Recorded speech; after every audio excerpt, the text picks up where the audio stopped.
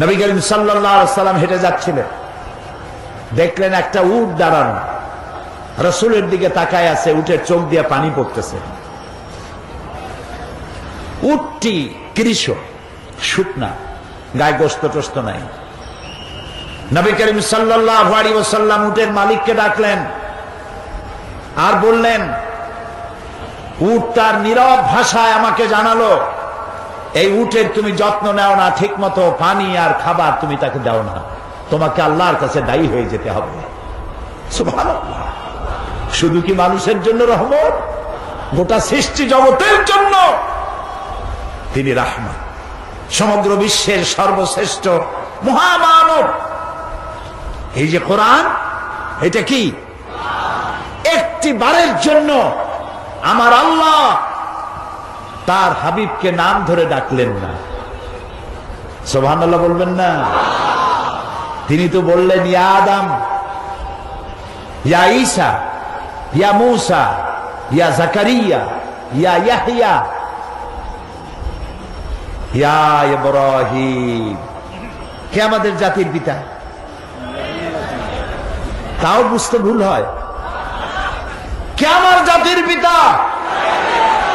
কোন মুসলিম সন্তান জাতির পিতার ব্যাপারে কোন আপোষ করতে পারে না।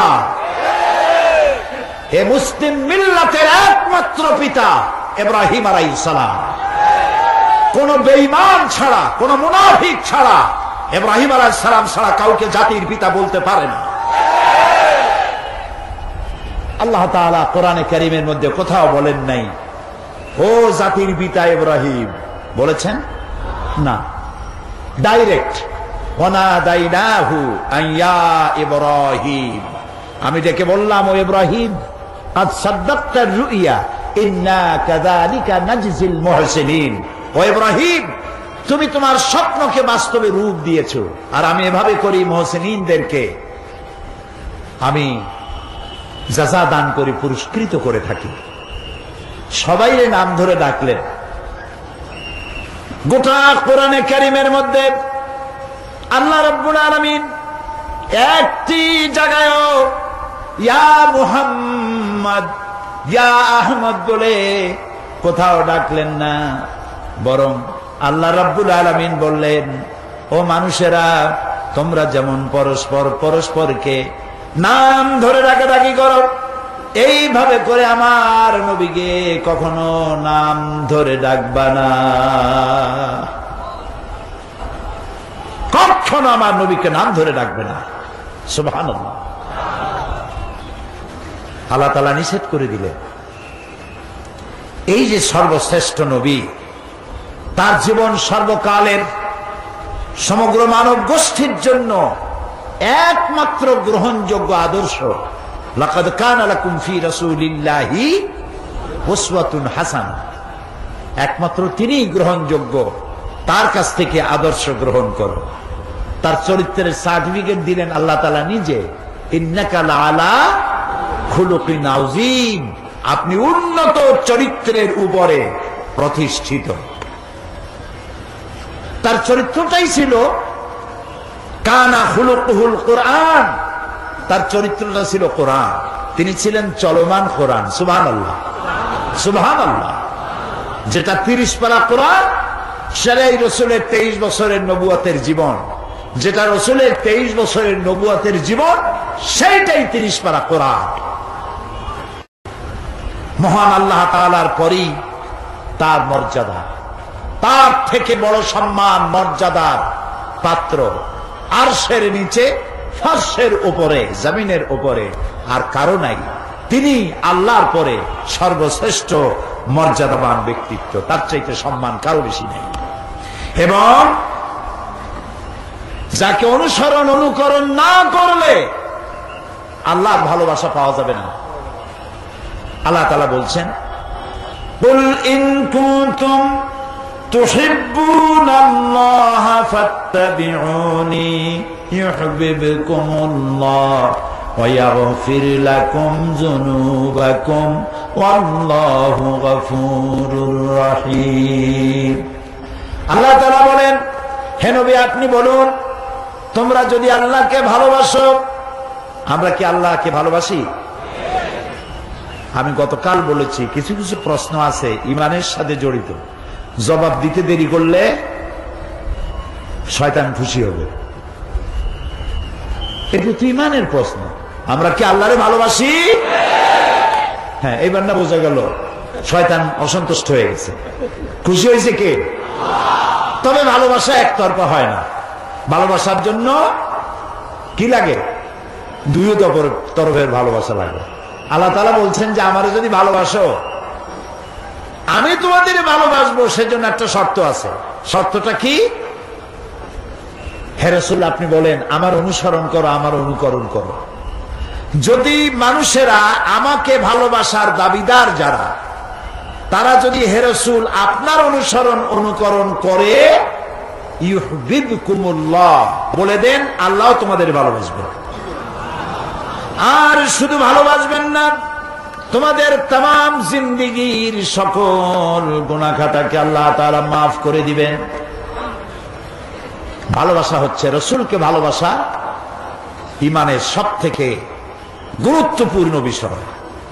যাকে জীবনের চাইতে ভালো না বাসলে মুমিন হওয়া যায় না। লা ইউমিনু আহাদুকুম হাত্তা আকুনা আহাব্বা ইলাইহি মিন ওয়ালিদিহি ওয়া ওয়ালাদিহি ওয়ান নাসি আজমাইন, মুত্তাফাকুন আলাইহি। বুখারী মুসলিমের হাদিস।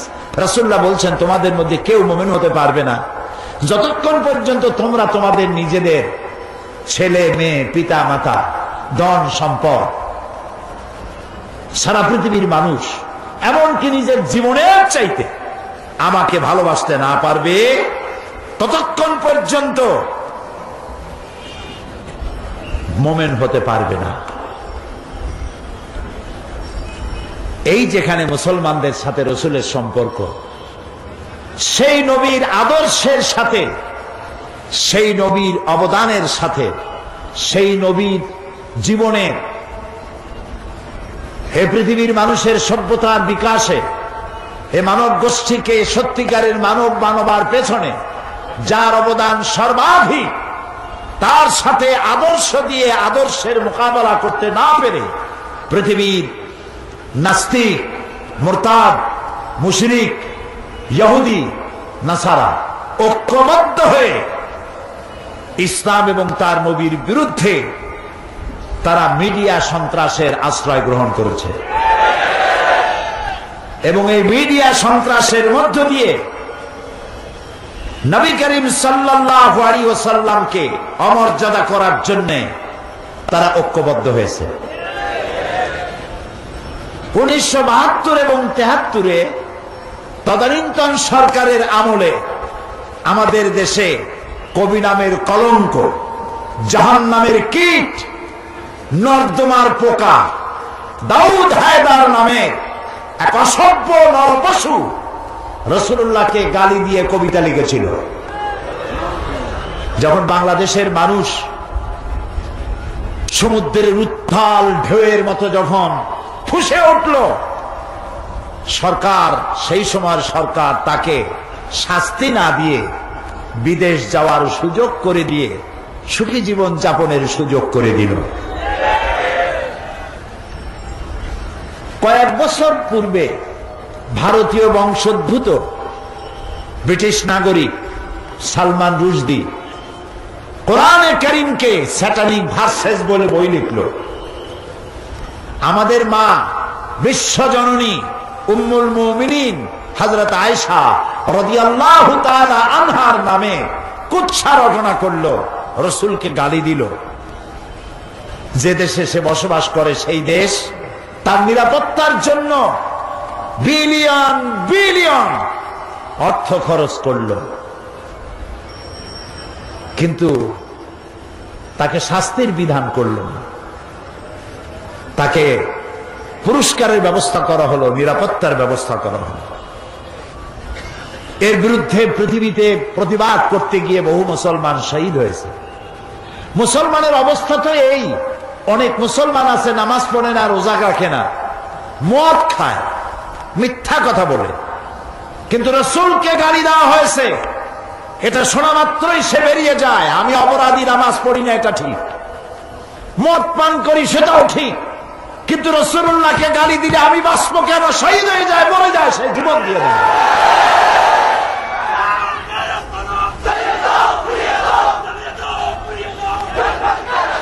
এবার একের পর এক মুসলমানদের ঈমান টেস্ট করা শুরু করেছে ইসলামের বিদ্বেষীরা। এই পৃথিবীর মানচিত্রে একটি দেশের নাম ডেনমার্ক। ডেনমার্কের একটি পত্রিকা নবী করিম সাল্লাল্লাহু আলাইহি ওয়াসাল্লামের ব্যঙ্গচিত্র অঙ্কন করলো। তার মাথার উপরে বোমা আকৃতির একটা পাগড়ি পরায় দিল, নাউযুবিল্লাহ। তার দুই পাশে অর্ধনগ্ন দুইটা মেয়ে লোক দিয়ে দিল, নাউযুবিল্লাহ, নাউযুবিল্লাহ। আমি এদেরকে মানুষ মনে করতে পারি না, কোন অবস্থাতেই মানুষ মনে করতে পারলাম না। আমি দুঃখিত, এরা মানুষ না।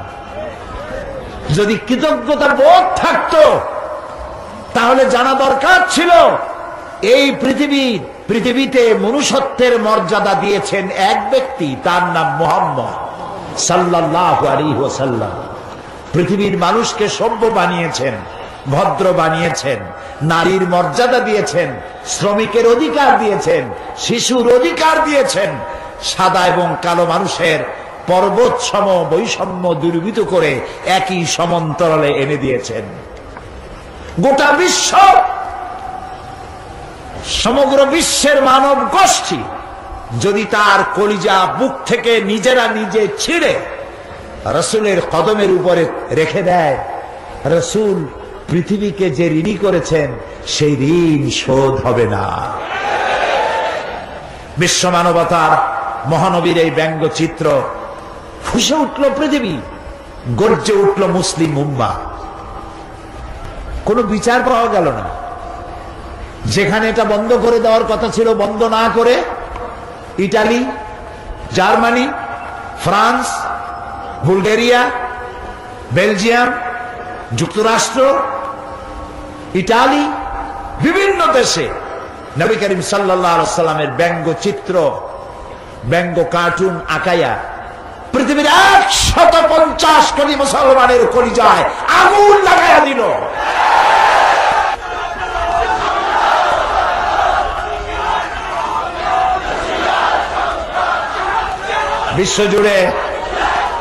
বিশ্বজুড়ে মুসলমানরা প্রতিবাদ মুখর হয়ে উঠল। শহীদ হলো আফগানের 17 জন মুসলমান, শহীদ হলো নাইজেরিয়ার 11 জন মুসলমান, শহীদ হলো ইটালির 16 জন মুসলমান। পৃথিবীর বিভিন্ন জায়গায় মুসলমানেরা শহীদ হচ্ছে। হোয়াইট হাউস এবং জাতিসংঘ থেকে বলা হলো কিং আব্দুল্লাহকে, সৌদি আরবের বাদশাহ কিং আব্দুল্লাহকে, তারা বলল মুসলমানরা বাড়াবাড়ি করতেছে, তাদেরকে শান্ত হতে বলেন, তারা যেন শান্ত হয়, বাড়াবাড়ি যেন না করে। এটা নাকি বাড়াবাড়ি। গতকাল আমি শেরটা পড়েছিলাম, ও কতল ভি করতে চর্চা नहीं होता, हम आह भी करते বদনাম হো যাতা। ও যদি মানুষও হত্যা করে তা নিয়ে কোনো পর্যালোচনা সমালোচনা হয় না, কিন্তু আমি তীরের আঘাতে, বোমার আঘাতে জর্জরিত হয়ে কষ্ট পেয়ে যদি আহ শব্দ বলি, বদনাম হয়ে যায়। তুই আহ করলি কেন? আমি আহ করতে পারবো না।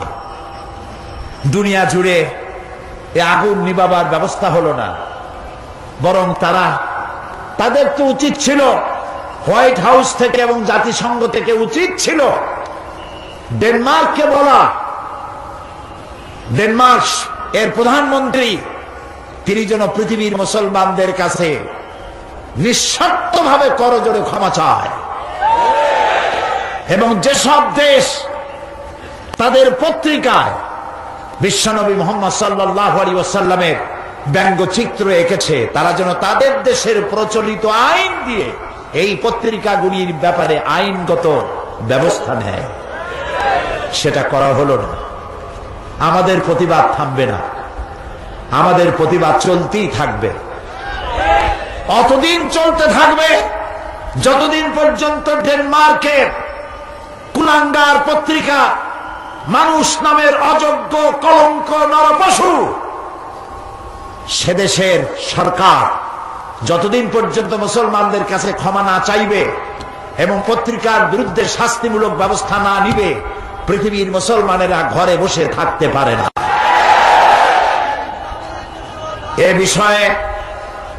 এ বিষয়ে আমার দেশের প্রধানমন্ত্রী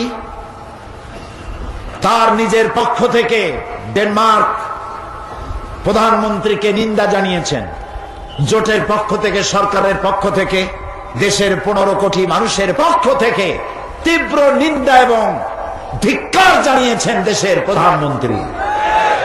বাংলাদেশের মহান জাতীয় সংসদে আমরা সম্মিলিতভাবে সমস্ত দল মত শুধু নয়, বাংলাদেশের ইহুদি, খ্রিস্টান, বৌদ্ধ, হিন্দু, জাতি ধর্ম নির্বিশেষে আমরা নিন্দা প্রস্তাব গ্রহণ করেছি ডেনমার্কের বিরুদ্ধে। এই নিন্দা প্রস্তাব সর্বসম্মতক্রমে বাংলাদেশের মহান জাতীয় সংসদে পাশ হয়েছে। আমি আজ মুসলমানদের বলবো, আমাদের এই প্রতিবাদ বন্ধ হবে না। তবে একটা জিনিস মনে রাখতে হবে, ওরা চায় আমাদেরকে আঘাত দিবে, আর আমরা যেন রাসূলুল্লাহর আঘাত তো কোনো মুসলমান সইতে পারে না, পারে? মুসলমান তার সামনে তার বিবি, তার বাচ্চা জবাই হোক সহ্য হইতে পারে, কিন্তু রাসূলুল্লাহকে গালি দিলে মুসলমানের সহ্য হয় না। এ মুসলমানেরা প্রতিবাদ মুখর হবে, সোচ্চার থাকবে। তবে ওরা চায় আমরা যেন ওদের পতাকায় আগুন জ্বালাই, আমরা যেন ওদের দূতাবাসগুলি আগুন দিয়ে পোড়ায় দেই, আমরা যেন ওদেরকে মারধর করি, আমরা যেন বাস পোড়াই, আমরা যেন মানুষ হত্যা করি। এই সব ব্যাপারে ওরা এটা চায়। ওদের পাতানো ফাঁদে আমরা কি পা দিব? আমরা কি পা দিব? নিশ্চয়ই নয়। আমাদের প্রতিবাদ হবে অহিংস, কারো দেশের পতাকা পোড়ায় নয়, কারো দূতাবাসে আগুন জ্বালায় নয়, কাউকে হত্যা করে নয়, বরং কলিজার সবটুকুন ধিক্কার, নিন্দা এবং প্রতিবাদ জানাবো। কলিজা দিয়া ধিক্কার দিয়ে তাদেরকে প্রতিবাদ জানাতেই থাকবো। ওরা আমাদেরকে সন্ত্রাসী জাতি হিসাবে চিন্তা পরিচিত করাবার জন্য হাজারো চেষ্টা করছে। এই চেষ্টায় আমরা পাও দেব না। আল্লাহ যেন আমাদেরকে সেই ধৈর্য ধরার তৌফিক দান করেন। আমরা বলি আমিন, আমরা সবাই বলি আমিন। আমরা ড্যানিশ কন্ডেন্স মিল্ক না খাইলে মরে যাব। আজকে শপথ হোক, ডেনমার্কের কোন জিনিস আমরা কিনবো না, হারাম। এবং যেই সব দেশ আমার রসুলকে গালি দিয়েছে, আমার রসুলের ব্যঙ্গচিত্র এঁকেছে, যতদিন পর্যন্ত মুসলমানদের কাছে ক্ষমা না চাইবে, ততদিন পর্যন্ত তাদের তৈরি করা কোন পণ্য আমাদের বিক্রি করা, আমাদের বেচা কেনা আমাদের জন্য হারাম ঘোষণা করলাম। আমরা তাদের পণ্য গ্রহণ করব না। আচ্ছা, বাচ্চা যখন পৃথিবীতে এলো, তখন তার যেই পাইপ দিয়ে খাবারের খাবার তার পথ ছিল, সেটা কি থাকলো না গেল? চট্টগ্রামের বাচ্চার কি করে? ওই তারটা রেখে দেয়, কি করে? কাটে ফেলে। আমাদের বরিশালও কাটে, সারা দুনিয়া কাটে। এখন বাচ্চা খাবে কি? সে তো চিৎকার মারছে ক্ষুধায়। আল্লাহ রাব্বুল আলামিন মায়ের পেটের ভিতরে সন্তানের খাবারের জন্য একটা পাইপলাইন দিয়েছিলেন। ভূমিষ্ঠর সঙ্গে সঙ্গে পাইপলাইনটা কেটে দেওয়া হলো, একটা লাইন কেটে দেওয়া হলো। সন্তান এখন কি খাবে? বিশ্ব নিয়ন্তা রব্বুল আলামিন এক লাইন কেটে দিয়ে বাচ্চার জন্য মায়ের বুকের উপরে সন্তানের জন্য ডাবল লাইন চালু করে দিলেন। এই হচ্ছে আমার আল্লাহ, সুবহানাল্লাহ। সবাইকে খাওয়ান, সবাইকে খাওয়ান, কাউকে না খাওয়াইয়া রাখেন না। খেতে দেওয়ার মালিক কে? আল্লাহ তাআলা। এই পৃথিবীতে মানুষের চাইতে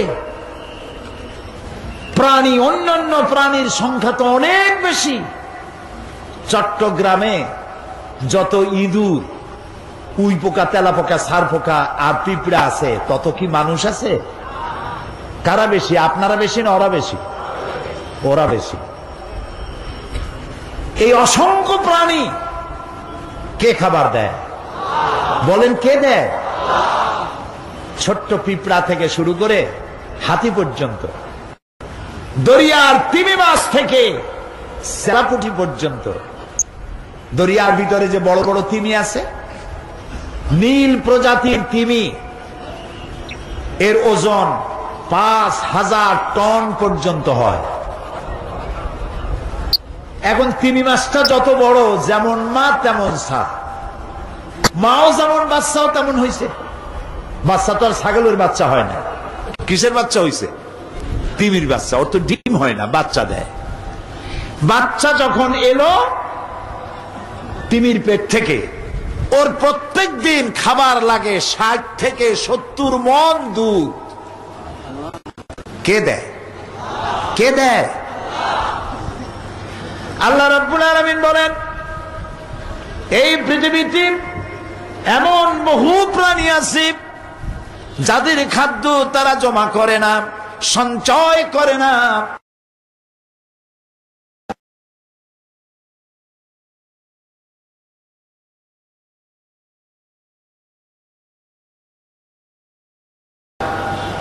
কিন্তু কোন প্রাণী ব্যাংকে কিছু জমা নাই। আজ সকালে যা খেলো, কাল সকালে কি খাবে তার জানা নাই। এ ধরনের অসংখ্য প্রাণী, পিঁপড়া থেকে শুরু করে হাতি, গন্ডার, ছোট্ট পাখি থেকে শুরু করে ঈগল পাখি, কাসকি মাছ থেকে শুরু করে তিমি মাছ পর্যন্ত, কেঁচো থেকে শুরু করে বড় বড় অজগর পর্যন্ত, সমস্ত প্রাণীগুলো সকালবেলায় খালি পেটে যার যার বাসা থেকে, যার যার এলাকা থেকে বেরিয়ে চলে যায়, মহাশূন্যে ওড়ে, জঙ্গলে বেড়ায় আর সমুদ্রে সাঁতরায়। আল্লাহ তাআলা বলেন, সন্ধ্যা আসতে না আসতে সমস্ত প্রাণীগুলির পেট ভরাইয়া আমি যার যার ঘরে ফিরাইয়া দেই। ওয়ামা মিন দাব্বাতিন ফিল আরদি ইল্লা আলাল্লাহি রিজকুহা। এই পৃথিবীতে এমন কোন বিচরণশীল জীব নাই যার রিস্কের দায়িত্ব আমি আল্লাহ পালন করি নাই। সকলকে এই রিস্কের দায়িত্ব আমি পালন করি। আবহমান কাল থেকে এই পৃথিবীতে দুই শ্রেণীর লোক, ধনী আর গরিব। বলেন কি? ধনী আর গরিব, এই দুই শ্রেণীর লোক। আদিকাল থেকেই মানুষ দারিদ্র্যের বঞ্চনা থেকে মুক্তি লাভের জন্য মন গড়া ধর্ম, নিজস্ব চিন্তার মতবাদ নিয়ে বহু চেষ্টা করেছে। কিন্তু মানবতার অর্থনৈতিক কল্যাণ, গরিব এবং দুঃখী মানুষের কল্যাণ সাধনে আসমানি বিধানের মতো সুন্দর ব্যবস্থা পৃথিবীতে কেউ দিতে পারে নাই। সমাজতন্ত্র নিজের দেশেই আত্মহত্যা করেছে। আমার দেশে এখনো কিছু কিছু বদ্ধ পাগল কই যে এই দেশে আমরা একদিন সমাজতন্ত্র কায়েম করি, ছাড়বো। আমি বলি, ভাই, কর্ণফুলী, কুশিয়ারা, মেঘনার সুরমা নদীতে যদি সমুদ্র কাছে, সমুদ্রেই যদি ভাটি লাগে, তাহলে কর্ণফুলী, মেঘনা, কুশিয়ারা, বনু আর সুরমা নদীতে জোয়ার আসবে না। সমুদ্রে যদি ভাটি লাগে, তোমার সমাজতন্ত্রের জন্মস্থানেই সমাজ। আমি দেখতে চাইলাম শয়তানটা কই। 40 পাউন্ড মিশরীয় পয়সা লাগলো জাদুঘরে ঢুকতে। আমরা ঢুকতেছি, ঢুকে দেখলাম শয়তান কই, গুড়ি সব জায়গায়, বিশাল জাদুঘর। জিজ্ঞেস করলাম আসলটা কই? বলল যে তিনি দোতলায় আরাম ফরমাচ্ছেন, ওনারে দেখতে হলে আরো 40 পাউন্ড দেওয়া লাগবে। তো চিন্তা করলাম এটা কি অবশ্যই হয় নাকি? পরে দেখলাম আল্লাহ তাআলাই তো বলেছেন, কুল সিরু ফিল আরদ ফানজুর কাইফা কানা আকিবাতুল মুকাজ্জিবিন।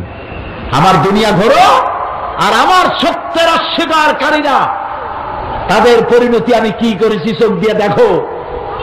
তো আল্লাহ তো কইছে দেখতে যাই, দেখে আসে। যাই দেখলাম গ্লাসের বক্সের ভিতরে মিস্টার ফেরাউন চিতই শুয়ে রয়েছে। জীবনে তো শয়তান দেখি নাই, আমার মনে হয়েছিল শয়তান যদি দেখতাম মনে হয় এইরকমই হইতো। চোখ দুইটা এখনো আছে, মাথায় কয়েক গাছে চুলও আছে, হাতের নখও কয়েকটা আছে, গলাটা এরকম চিকন, বডিটা কাপড় দিয়া জড়ানো। আহারে ফেরাউন, কি জ্বালান জ্বালাইছ। মুসা আলাইহিস সালাম অনেক সময় তাকায় দেখলাম, আমার মন ফিরে গেল ৩৫০০ বছর আগের কোরআনের পাতায়, ইতিহাসের পাতায়। এই ফেরাউন মুসা আলাইহিস সালামকে তাড়া করেছে। মুসা আলাইহিস সালাম সাগর তীরে বসে আছেন। সাথীরা বললেন, ইয়া মুসা ইন্না লামুদরাকুন, আমরা তো পাকড়াও হয়ে গেলাম। সালাসে আক্রমণ, ৩ দিক থেকে আমাদেরকে ঘেরাও করেছে, পালাবার তো রাস্তা নাই। মুসা আলাইহিস সালাম বললেন, কাল্লা, কখনো নয়, কখনো নয়, রব্বি সায়াহদিন, অবশ্যই আমার আল্লাহ আমার পথ বের করে দিবেন। সুবহানাল্লাহ, তো আসতে কইলেন। এর নাম নবীর ঈমান। আপনারা কি ভয় পান? কত দলে জোট বানাইল, এটা ভয় পাওয়ার কোন কারণ নয়। মুসলমানদের জন্য আল্লাহ তাআলা যথেষ্ট। আলাইসাল্লাহু বিকাফিন আবদাহ, আল্লাহ তাআলা বলছেন আমি আমার বান্দার জন্য যথেষ্ট নই। আরে বেটারা কও, অবশ্যই যথেষ্ট। আবার জোরে বলো। মুসা আলাইহিস সালাম বললেন, ভয় পাইও না, আমি যার গোলামি করি তিনি আমারে পথ করে দেবেন। মুসা আলাইহিস সালাম লক্ষ্য করলেন, হঠাৎ করে সামনের দিকে দরিয়া ফাঁক হয়ে গেছে, পানি প্রাচীর হয়ে গেছে, মাঝখান দিয়ে রাস্তা তৈরি হয়ে গেছে সাগরের মধ্য দিয়া। মুসা আলাইহিস সালাম তার দলবল নিয়ে রওনা করলেন। মাঝখানে এসেছেন ফেরাউন তার দলবল নিয়ে। দরিয়ার পাশে এসে দেখে, মাশাআল্লাহ, এ তো গ্র্যান্ড ট্রাঙ্ক রোড। ও মনে করছে ওর বাজানে তৈরি করে রাস্তা। দলবল নিয়ে ঢুকলো। ও যখন মাঝখানে, আল্লাহ মুসা আলাইহিস সালাম উঠাই দিয়েছেন ওপার, ঠিক জায়গা মতো গেছে। ইন্না বাতশা রাব্বিকা লাশাদীদ, এবার পাকড়াও এসে গেছে। আল্লাহ তাআলা বললেন, পানি বন্ধ কর, রাস্তা বন্ধ কর। আল্লাহর কি এত কথা বলার দরকার আছে? না। কি বলছিল?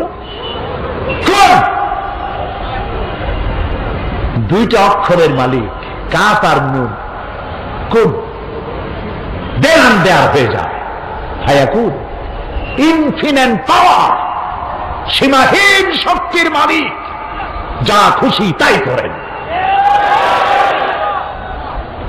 আল্লাহর কসম, দুনিয়ার মুসলমানেরা যদি আল্লাহকে এই পাওয়ার হিসাবে বিশ্বাস করে, পৃথিবীর কোন শক্তি মুসলমানদেরকে প্রধানত করতে পারবে না।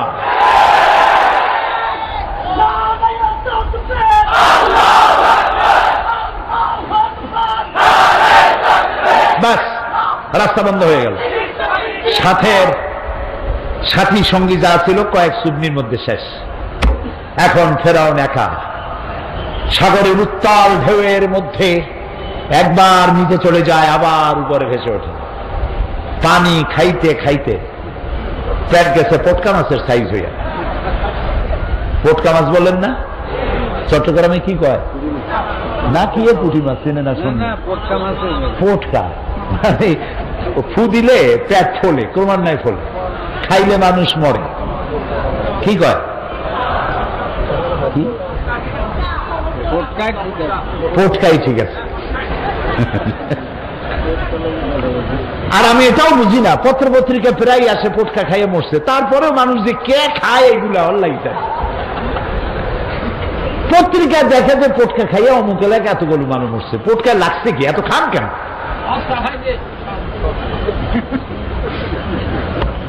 সস্তা পাইনি, খাইতে হবে। আচ্ছা, যাই হোক, ফেরাউন দেখলো আর তো উপায় নাই, ফিরআউন বলছে আমানতু আন্নাহু লা ইলাহা ইল্লাল্লাযী আমানাত বিহি বানু ইসরাঈল। ও আল্লাহ, আমি ঈমান আনলাম ওই ইলাহের উপরে যার উপরে ঈমান এনেছে বনি ইসরাঈলেরা। আল্লাহরে বুঝাইতেছে যে তুমি যদি না বোঝো তাহলে তুমি এভাবে বোঝো যে বনি ইসরাঈলেরা যে আল্লাহর উপর ঈমান আনছে আমি কিন্তু সেই আল্লাহর উপর ঈমান আনছি। ও আনা মিনাল মুসলিমিন, আর আমি তো মুসলমান আল্লাহ, এরপরেও তুমি আবার চুবাও কে? আল্লাহ তাআলা বলছেন আল আন, এখন ওয়াকাদ আসাইতা কাবলু ওয়া কুনতা মিনাল মুফসিদিন। দেখেন আল্লাহ তাআলার বাচন ভঙ্গি কি সুন্দর। ফিরআউন বলতেছে আনা মিনাল মুসলিমিন, আমি হলাম মুসলমানদের একজন। আল্লাহ কয় ওয়া কুনতা মিনাল মুফসিদিন, তুই তো সন্ত্রাসী। কি আর মুসলমান, তুই তো সন্ত্রাসী। সারাটা জীবন আমার নবীকে জ্বালাইছো, আমার গোলামদেরকে জ্বালাইছো, বেটা তোরে আজ আমি ছাড়বো না, তোরে মারবো, তুই মরবি, তবে তো শরীরটা বাঁচাবো। আলিয়াউমা নুনাজ্জিকা বিবাদানিক, আমি তো শরীরটারে বাঁচায় দেব। পানিতে নষ্ট হবে না, জলচর প্রাণীরা খাবে না, মাটিতে নষ্ট হবে না, পোকা মাকড়ে খাবে না, আমি তোরে শুটকি বানাইয়া রাখবো কিয়ামত পর্যন্ত, যাতে পৃথিবীর সব স্বৈরাচারেরা তোরে দেখে যেন শিক্ষা নিতে পারে। ওই আল্লাহ আছে না নাই? আরো জোরে বলো, সেই আল্লাহই আছে। বর্তমানে নব্য ফেরাউন, নব্য নমরুদ, পৃথিবীর নতুন নতুন স্বৈরাচার যারা হবে, আল্লাহ তাদের ইন্তেকাম নেওয়ার জন্য আমার আল্লাহ যথেষ্ট, ঠিক না? প্রিয় ভাই সব, চলুন মিশর থেকে ফিরে আসি বাংলাদেশে। আবার সময় হলে সেখানকার কথা আরো শোনাবো ইনশাআল্লাহ। বলতেছিলাম যে আল্লাহ রাব্বুল আলামিন, আল্লাহ রাব্বুল আলামিন এই পৃথিবীর মানুষগুলিকে ধনী এবং দরিদ্র দুই ভাগে ভাগ করেছেন। সেই ধনী এবং দরিদ্র দুই ভাগে ভাগ করে শ্রেণী হয়েছে। এই শ্রেণীগুলিকে সমভাবে অর্থনৈতিক বিলি বন্টনের ব্যবস্থাও করেছেন আল্লাহ তাআলা নিজেই। এবং আল্লাহর দেওয়া ব্যবস্থাপনার চাইতে সুন্দর ব্যবস্থাপনা পৃথিবীতে আর হতে পারে না। ইসলাম প্রচারের প্রথম দিনেই আল্লাহ রাব্বুল আলামিন মানুষকে জানায় দিলেন, মানুষের জন্য মানুষ চায়, ক্ষুধার সময় খাবার চায়, আর ভীতির সময় কি চায়? নিরাপত্তা। বলেন কি চায়? আল্লাহ রাব্বুল আলামিন কোরআনে কারীমের মধ্যে বলেছেন ফালইয়াবুদু রাব্ব হাযাল বাইত আল্লাযী আত'আমাহুম মিন জু'in ওয়া আমানাহুম মিন খাউফ। কাবা শরীফের দরওয়াজায় এই সূরাটি লেখা আছে। কাবা শরীফের ভিতরে আল্লাহ রাব্বুল আলামিন আমার জীবনে একবার ঢোকার তৌফিক দিয়েছিলেন, আলহামদুলিল্লাহ।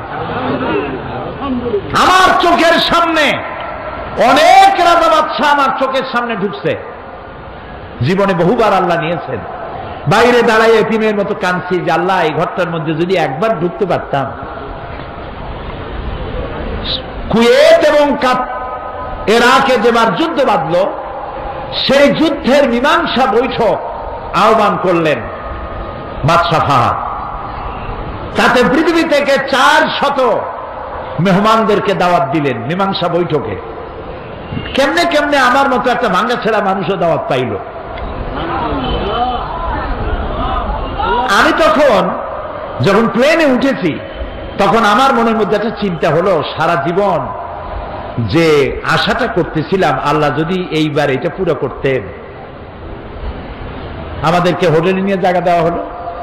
এশার নামাজের পর একটা ব্রিফ কেস দিল সমস্ত মেহমানদেরকে। ব্রিফ কেসের ভিতরে কাবা শরীফের গেলাপ পাইলাম, আতর পাইলাম, জায়নামাজ পাইলাম, আর পেলাম অনুষ্ঠান সূচি। অনুষ্ঠান সূচিতে লেখা 3 দিনের সমাপনী দিবস, 3 দিন কনফারেন্সের শেষ দিন, ওটা বৃহস্পতিবার দিবাগত রাত। শুক্রবার সকাল 7:30টায় মেহমানদের জন্য কাবা শরীফের দরজা খুলে দেওয়া হবে। আমি তো পড়িয়া আমার চোখে তখন পানি এসে গেছে। বৃহস্পতিবার রাত্রে সকালের অপেক্ষা আর করিনি, গোসল করে নতুন কাপড় চোপড় পরে সারা রাত তাওয়াফ করেছি, নামাজ পড়েছি, সকালের অপেক্ষা করেছি। ফজরের নামাজের পরই আর্মি এসে ঘিরে ফেলেছে কাবা শরীফ। যারা ভেতরে তাওয়াফ করতেছিল তারা বেরিয়ে গেল। মাতাফের কিছু জায়গা তারা আটকে ফেললো, বাইরের থেকে তাওয়াফ হবে। কাবা শরীফের পাশটা খালি। প্লেনে ওঠার মতো বিরাট সিঁড়ি এসে হাজির হয়ে গেল। আমি তো সারা রাত থেকে তৈরি, আমার চিন্তা আমি আগে উঠব, কিন্তু পারলাম না। তৎকালীন আজাদ কাশ্মীরের প্রেসিডেন্ট সর্দার আব্দুল কাইয়ুম উঠে পড়লেন আগে। 2 নম্বরে উঠলেন রাশিয়া এবং আফগানের যুদ্ধের নেতৃত্ব দিয়েছিলেন আব্দুর রব আস-সাইয়াফ আর-রাসূল। তিনি আফগান মুক্তিযুদ্ধের সর্বাধিনায়ক, তিনি উঠলেন। 3 নম্বরে আল্লাহ তার গোলামকে চান্স করে দিলেন। ভিতরে ঢুকে তখন তো আর কাবা একদিকে নাই, চারদিকে কাবা। চারদিকে দুরাকাত নামাজ পড়ে আল্লাহর ঘরের মাঝখানে সেজদায় পড়ে গেলাম। প্রায় আধা ঘন্টা জনমের মতো কাঁদলাম, যা মনে আসলো বলতে থাকলাম। হঠাৎ আমার মনে চিন্তা আসলো, আমি বুঝি অন্যান্য মেহমানদের উপরে জুলুম করতেছি, কারণ এই ঘরের মধ্যে 20-22 জনের বেশি লোক ধরে না। তা আমরা যত দেরি করবো তাদের উঠতে তত দেরি হবে। তাড়াতাড়ি উঠলাম।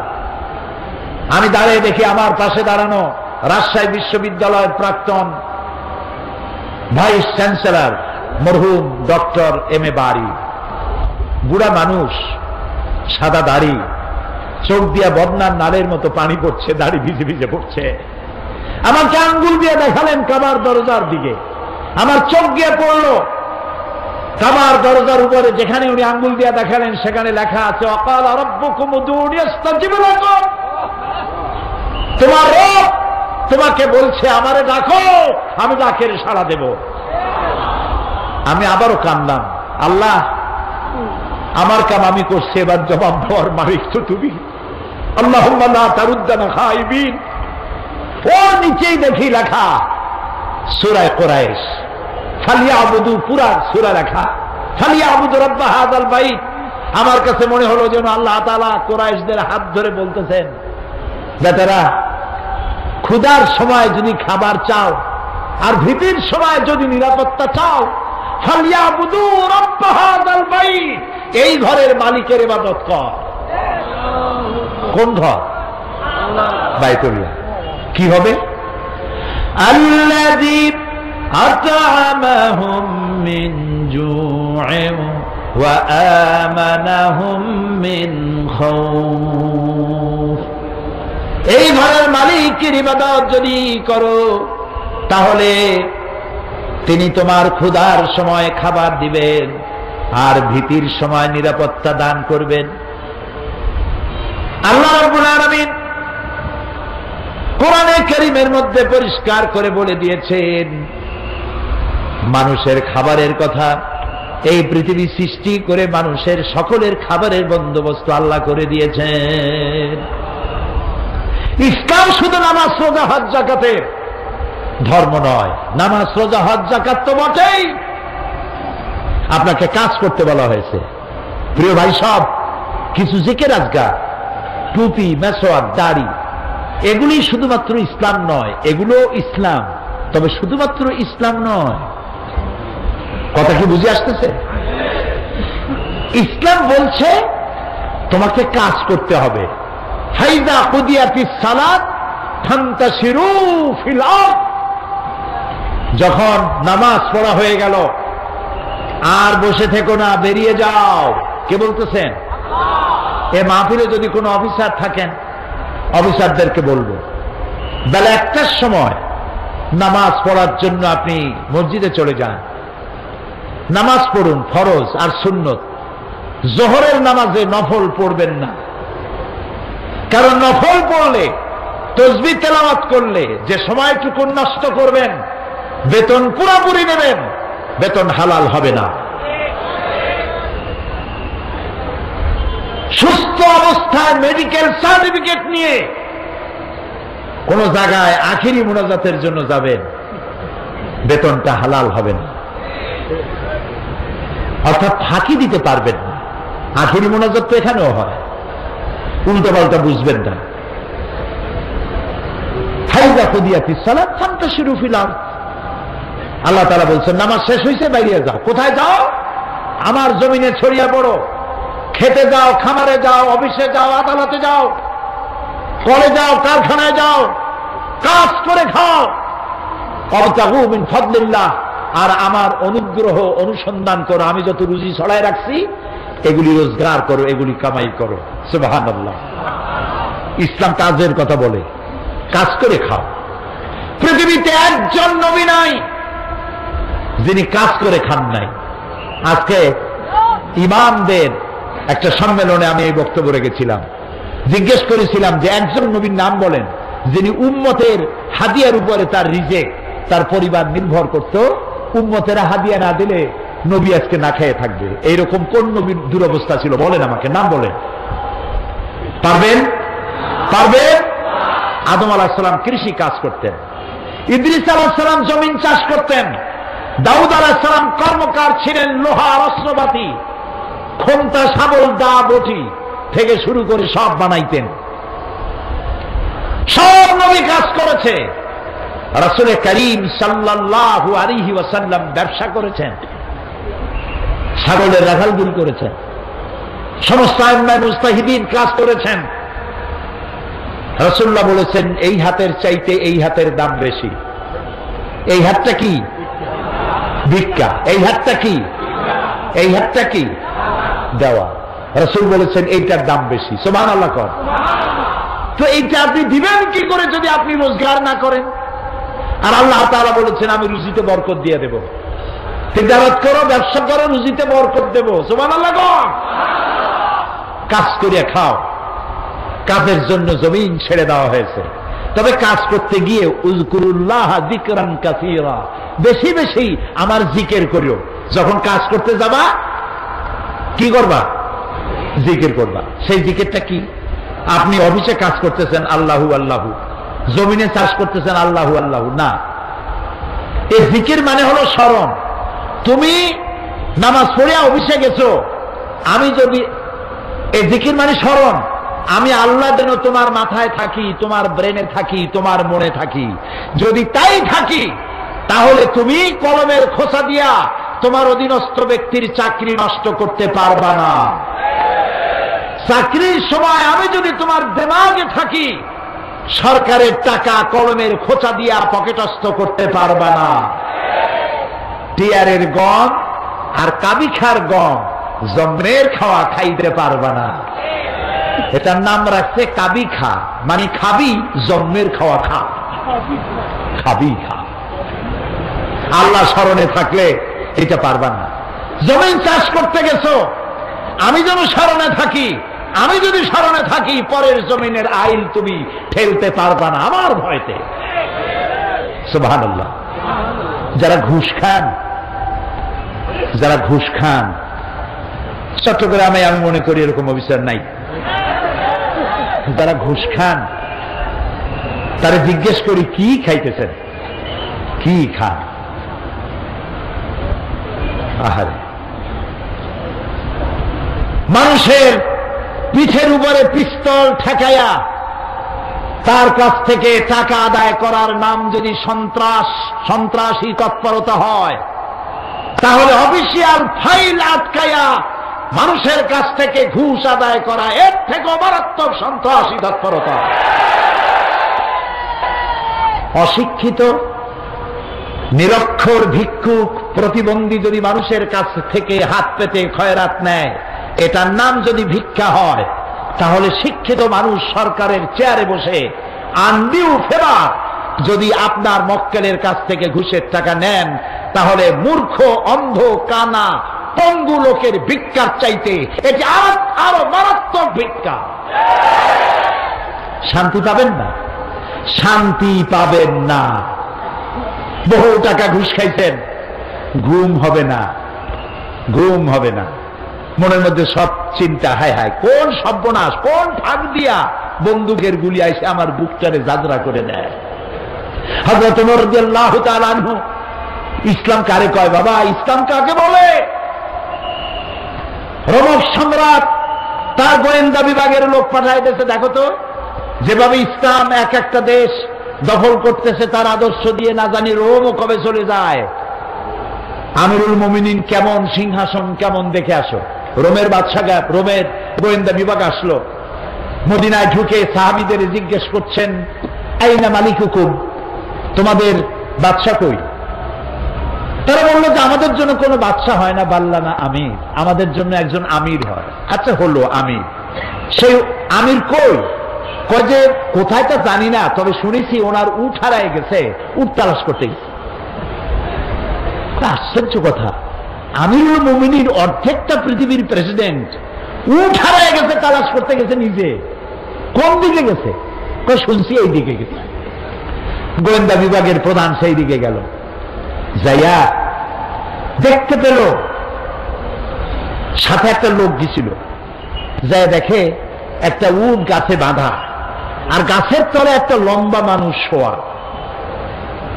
যখন শুইছিল তখন হয়তো গাছের ছায়াটা ছিল, বেলা গড়ে গেছে, গাছের ছায়া সরে গেছে, রোদের মধ্যে হাত মাথার তলে দিয়া শোয়া, উট বান্ধা, আর কপালের ঘামে মাথার নিচের বালি ভেজা। সাহাবী বললেন, এই হচ্ছে আমাদের আমিরুল মুমিনিন ওমর ইবনুল খাত্তাব রাদিয়াল্লাহু তাআলা। রোমের গোয়েন্দা বিভাগের প্রধান স্বাগতোক্তি মুখ থেকে বেরিয়ে গেল, ওমর আমার দেশের প্রেসিডেন্ট রাতের বেলায় দুর্গে ঘুমায়, চতুর্দিকে দুর্ধর্ষ সেনাবাহিনীরা বন্দুক উঁচু করে পাহারা দেয় সারা রাত, তারপরেও আমার বাদশার ঘুম হয় না। কোন ফাঁক দিয়া গুলে এসে পৈতৃক সম্পত্তি, জীবন পাখি উড়ে যায়, আর তুমি কোন পাহারাদার নাই, কোন লোক নাই, জন নাই, এই নির্জন মরুভূমিতে একা একা শুয়ে আছো। নিশ্চয়ই তুমি তোমার জনগণের হক আদায় করেছো, তাই তোমার পাহারাদারের দরকার নাই। যিনি তোমারে বানাইছে সেই আল্লাহই তোমার পাহারাদার। এর নাম ইসলাম। শুধু নামাজ, রোজা, হজ, যাকাতের নাম ইসলাম নয়, এর নাম ইসলাম।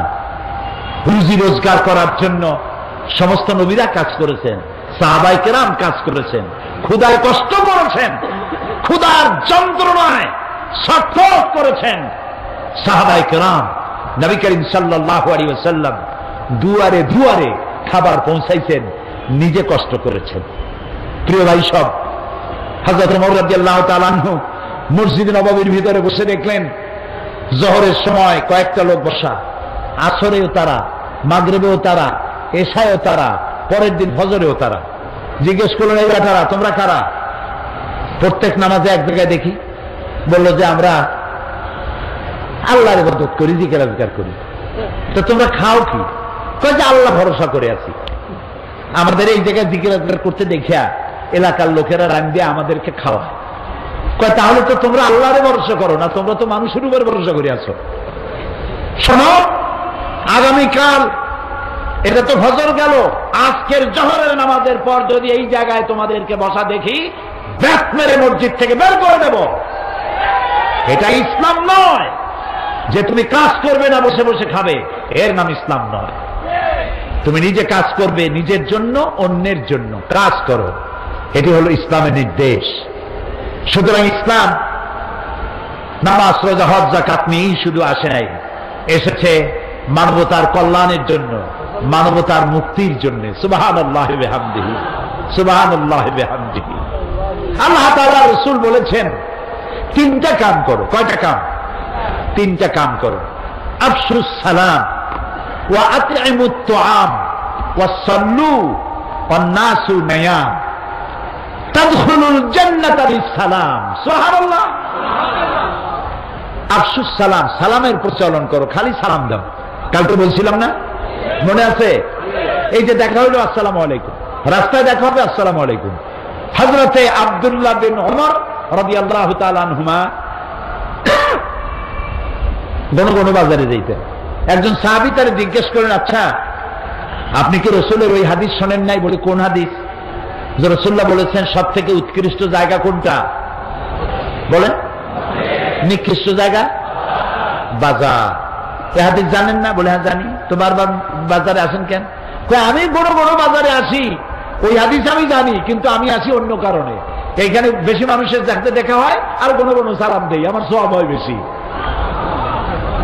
আহারে মুসলমান, একজন আর একজনের সাথে দেখা হবে আসসালামু আলাইকুম ওয়া রাহমাতুল্লাহ, বিনা পয়সায় দোয়া। আর একজন কবি ওয়ালাইকুম আসসালাম ওয়া রাহমাতুল্লাহি ওয়া বারাকাতুহু ওয়া মাগফিরাতুহু ওয়া রিদওয়ানুহু ওয়া জান্নাতুহু। সুবহানাল্লাহ। যত বেশি শব্দ প্রয়োগ করবেন ততই 10 করে নেকি হইতে থাকবে। এরপরে হাত মিলাবেন। অনেকে হাত খালি ছোঁয় আঙ্গুলের মাথা, কেউ একটু দেয়, কেউ সবটা দেয়, কেউ সবটা দিয়ে ধরিয়া এরকম ঝাঁকায়। ওর চিন্তা যত ছাকি তত নেকি। এটা একটা বাজে কথা। প্রিয় ভাই সব, রাসূলুল্লাহ বলছেন সালাম দাও, বেশি করে সালাম দাও। ওয়া আতইমুত তুআম, আর মানুষকে খাইতে দাও।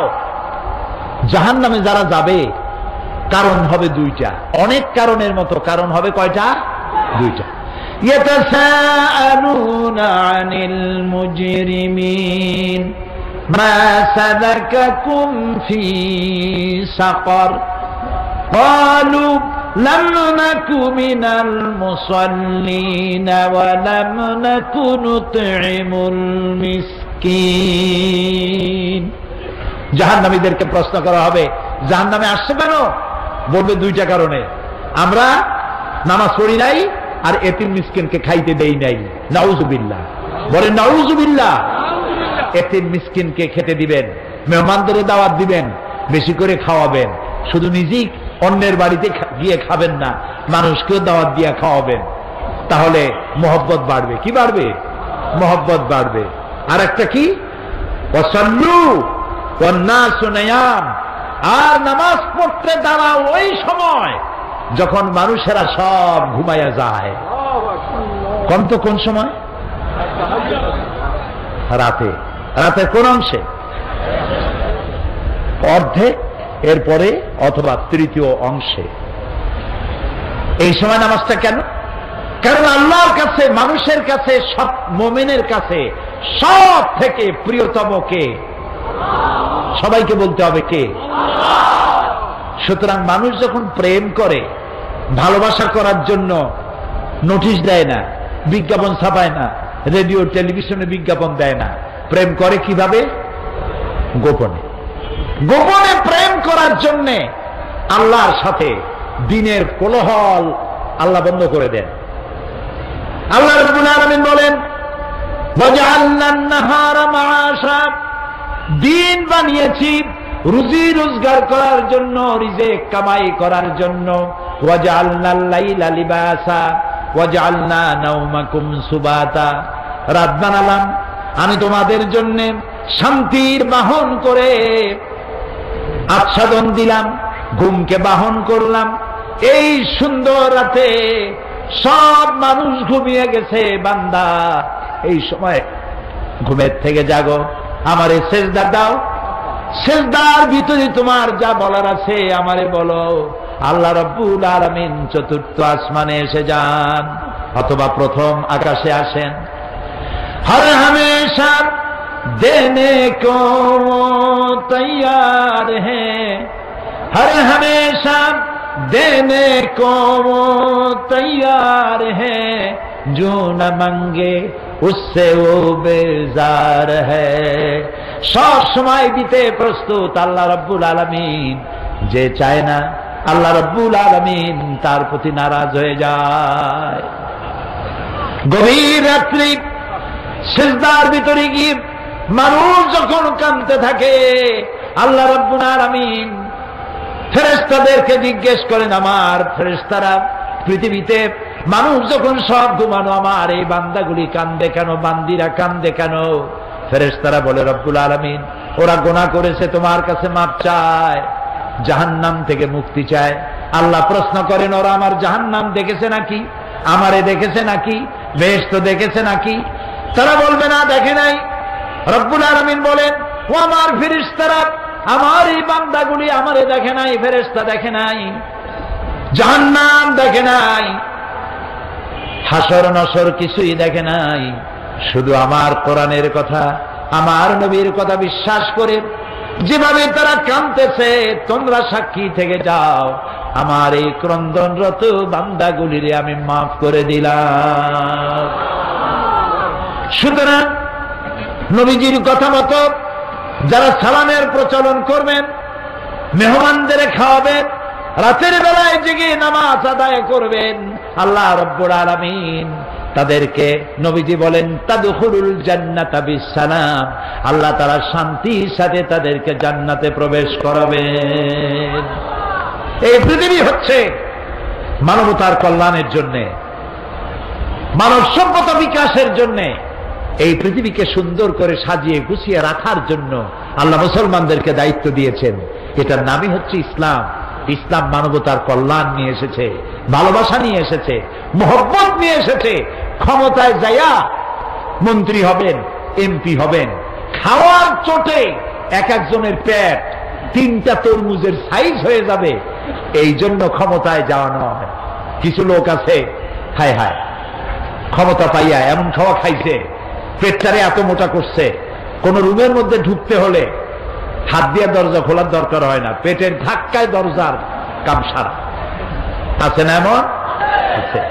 হযরত ওমর রাদিয়াল্লাহু তাআলা আনহু রাসূলের শিক্ষায় শিক্ষিত, কোরআনের শিক্ষায় শিক্ষিত আমিরুল মুমিনিন, রাতের বেলায় ঘুরছেন, প্রজা পুঞ্জরা খাইয়ে আছে না না খেয়ে আছে, ইসলাম কারে কয়? তিনি দেখতে পেলেন একটা বাড়ির ভিতরে একটা পুরুষ বারবার ঢোকে আর বের হয়, ঢোকে আর বের হয়। গভীর রাত, গিয়ে প্রশ্ন করলেন, ভাই মিয়া, তুমি এই বাড়ির মধ্যে বারবার ঢোকে আর বাইর হও কেন, তুমি কেডা? কয় যে পথিক, আমি তো এই বাড়ির মালিক, তাই এইবার বারবার ভেতরে ঢোকার বাইর হও কেন? বলছে পথিক সে চেনে নাই আমিরুল মুমিনিনকে। বলছে আমার মতো বিপদে জীবনে কেউ পড়ে নাই। বলে কিরকম?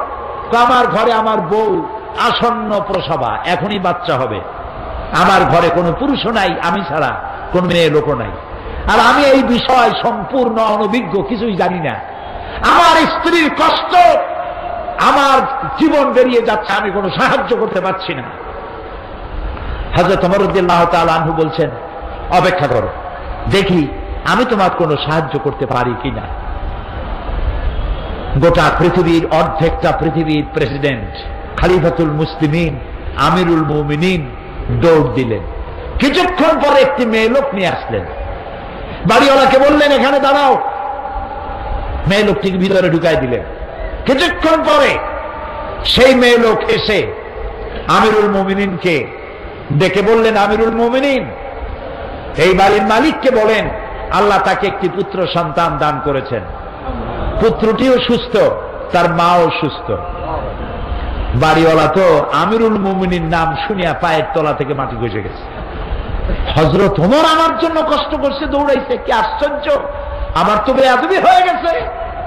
তিনি করজোরে ক্ষমা চাইলেন, আমিরুল মুমিনিন, আল্লাহর রাস্তায় আমারে মাফ করে দেন, আপনি আমারে কষ্ট দিছি, আমি আপনাকে কষ্ট দিয়েছি, আমাকে ক্ষমা করুন।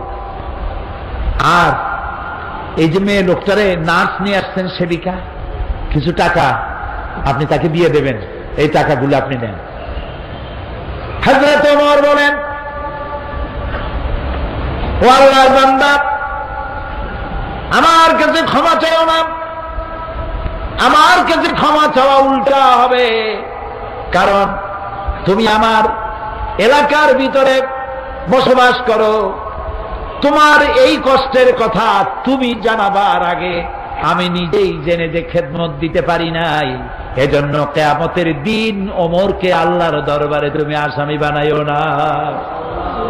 আর যে মেয়ে লোকটিকে টাকা দিতে চাও, ওই মেয়ে লোকটি কোনো পেশাদার নার্স নয়, সেবিকা নয়। যেই মেয়ে লোকটি দিয়ে আমি তোমার স্ত্রীর খেদমত করালাম, ওই মেয়ে লোকটি আমার স্ত্রী। সুবহানাল্লাহ। এর নাম ইসলাম, এর নাম ইসলাম। শুধু নামাজ রোজা হজ যাকাতের জন্য নয়, নামাজ রোজা কম্পালসারি ডিউটি। দাড়ি রাখা মুসলমানের আলামত, মেসওয়াক করা, সুরমা লাগানো, লম্বা জামা গায়ে দেওয়া, এগুলি ইউনিফর্ম। কিন্তু মূল স্পিরিট, আসল জিনিসটা হারাই ফেলেছি, খোলস হারাই ফেলেছি। মূল জিনিস হারাইয়া খোলস ধরে আছি। হ্যাঁ, পাগড়ি আমার দরকার, এটা আমার শেয়ার। আমার পাগড়ি প্রয়োজন, আমার টুপি প্রয়োজন, আমার দাড়ি প্রয়োজন, আমার লম্বা জামা প্রয়োজন, আমার তসবিহ প্রয়োজন। কিন্তু সব থেকে বড় প্রয়োজন ছিল মানব প্রেম।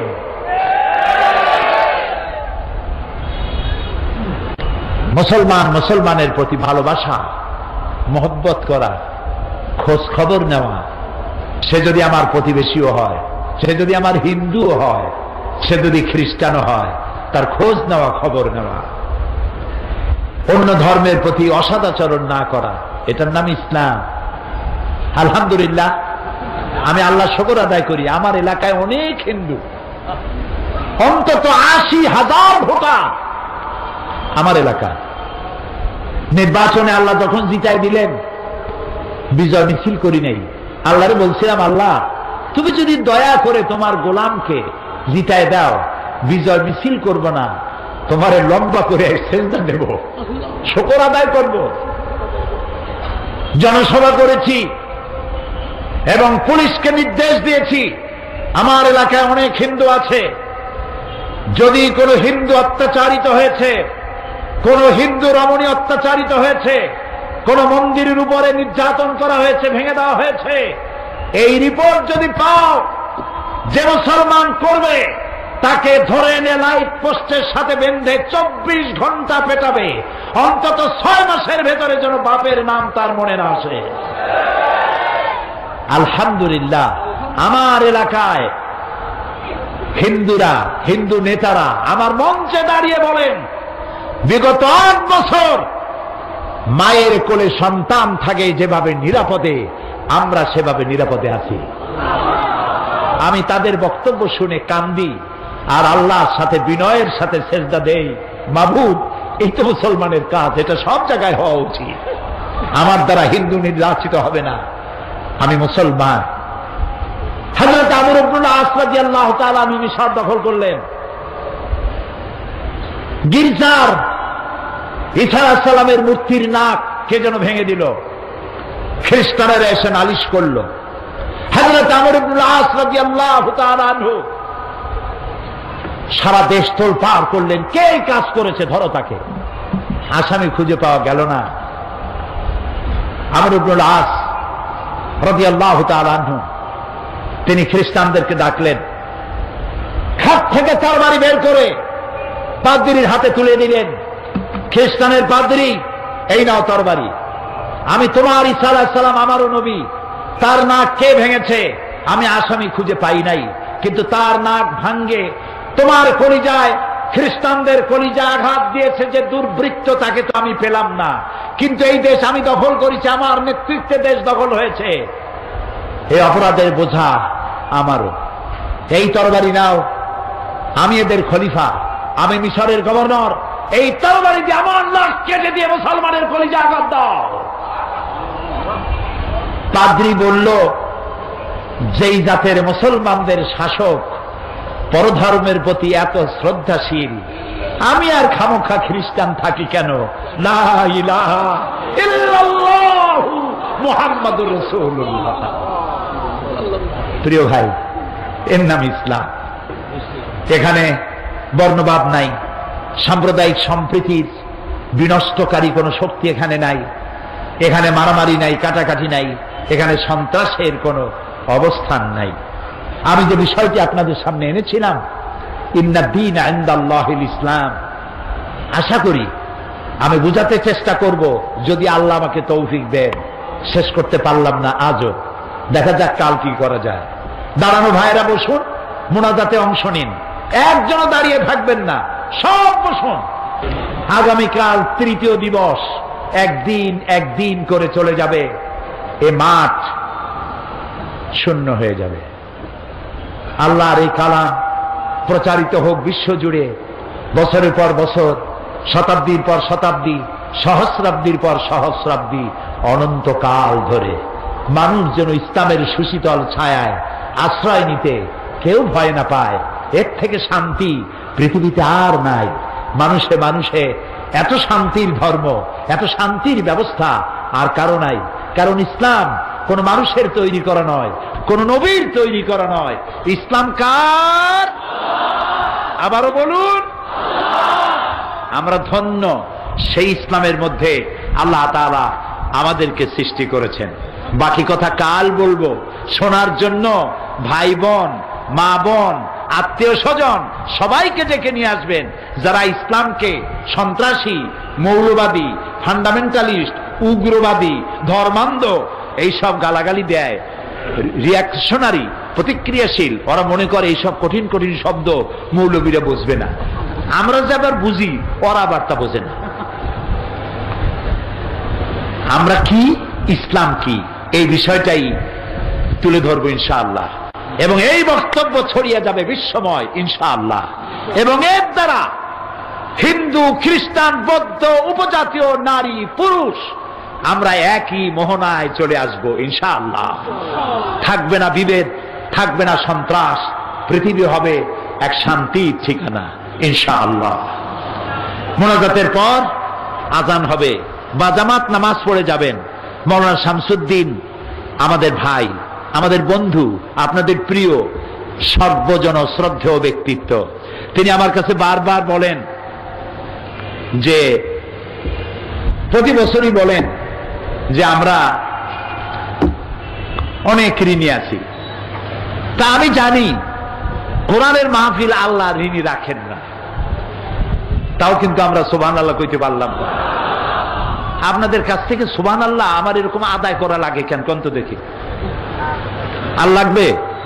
আলহামদুলিল্লাহ, আলহামদুলিল্লাহ। প্রিয় ভাই সব, মেহেরবানি করে পকেটে করে টাকা নিয়ে আসবেন। এই টাকা কোথায় খরচ করবেন? একদিন মরে যাবেন, একদিন এই চেয়ারে সাইদি থাকবে না, হারিয়ে যাবে একদিন, এটাই স্বাভাবিক। মাওলানা শামসুদ্দিন থাকবে না, সাইদি থাকবে না। যেমন আব্দুল হাদ আল মাদানী, এত বড় নিয়ামত নাই, বাইতুল শরবের পীর। আমি এইরকম পীর আর দেখি নাই, আমি দেখি নাই, আল্লাহ সাক্ষী আমি দেখি নাই। আহারে, অনুসরণযোগ্য। মুরিদদের পয়সা দিয়ে নিজের বাড়ি বানায় নাই, মুরিদদের টাকা দিয়া সুপার মার্কেট করে নাই, টাকা দিয়া অসংখ্য মসজিদ করেছেন। নিজের বউ, নিজের সন্তান আর নিজের খাবারের জন্য মধু আর আতরের ব্যবসা করতেন। আমি জানি, আমি সাক্ষী। যে বাড়িতে তার স্ত্রী থাকেন, তিনি এখনো বেঁচে আছেন, ওই বাড়িটা 25-30 হাজার টাকা দিয়েও কেউ কিনবে না। সে পীরও আমরা হারাইছি। পীর খালি খালি নাম দিলে হয় না, হিংসার জ্বালায় কেবলমাত্র আমি ইসলাম করি আর কোন ইসলামী দল নাই, এরকম পাগল পৃথিবীতে তিনি ছিলেন না।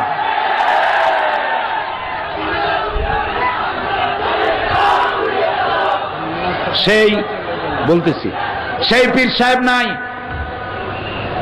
গারাঙ্গিয়ার পীর সাহেব নাই। তারপরে আমরা হারাইছি। এই মাহফিলে ওয়াজ করতেন, আমি বলতাম চট্টগ্রামের ওল্ড লায়ন, নাম কি? সিদ্দিক আজাদ। আমারে দেখলি আমার কপালে একটা চুমা দিতেন, তিনিও নাই। হারাইছি এই মঞ্চে বক্তৃতা করতেন শাইখুল হাদিস হযরত মাওলানা আবুল কাসেম মোহাম্মদ সিফাতুল্লাহ। আমার মঞ্চে বক্তৃতা করতে করতে শহীদ হয়ে গেলেন। আল্লাহ তাকে শাহাদাতের মর্যাদা দিন।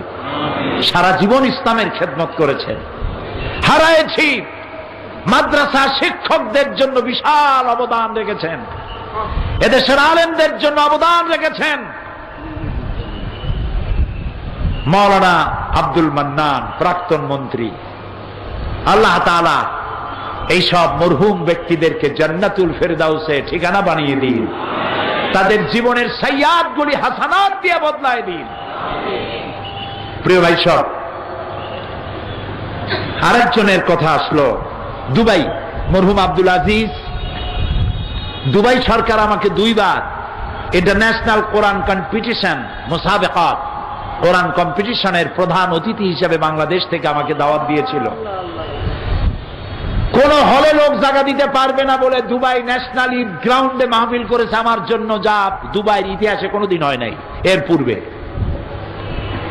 লক্ষাধিক লোকের বিশাল সমাবেশে দুবাইতে যে বক্তব্য রেখেছিলাম, দুবাই থেকে 4টা টেলিভিশন লাইভ প্রচার করেছিল।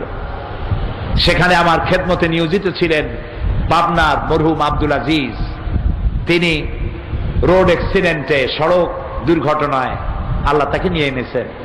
আল্লাহ তাকে জান্নাতুল ফেরদাউসের মেহমান বানিয়ে দিন। আজকেও সৌদি আরব থেকে আমার কাছে টেলিফোন এসেছে, বেলাল হোসেন নাম, 15 বছর বিয়ে করেছেন, সন্তান নাই, কাঁদতে ছিল আর দোয়া চাইতেছিল। প্রিয় ভাই সব, আল্লাহর কসম, এই দোয়া কবুলের ভিতরে সাইদির কোন কেরামতি নাই, কোন কারিশমা নাই, আল্লাহর কসম। এখানে যে দোয়া যদি কবুল হয় তার একমাত্র কারণ কালামুল্লাহ, আল্লাহর কোরআন। আমি অযোগ্য, আমি অপদার্থ, আমি আল্লাহর এক গোলাম। সমস্ত মুজিজা এই কোরআনে। তাই লোকেরা বিশ্বাস করে এখানে দোয়া করলে আল্লাহ অনেক কথা শোনেন, না শুনলেও তার কিছু আসে যায় না। ফাআলুল লিমা ইউরিদ, যা খুশি তাই তিনি করেন। বান্দা শুধু চাইতেই পারে, অভিমান করতে পারে না।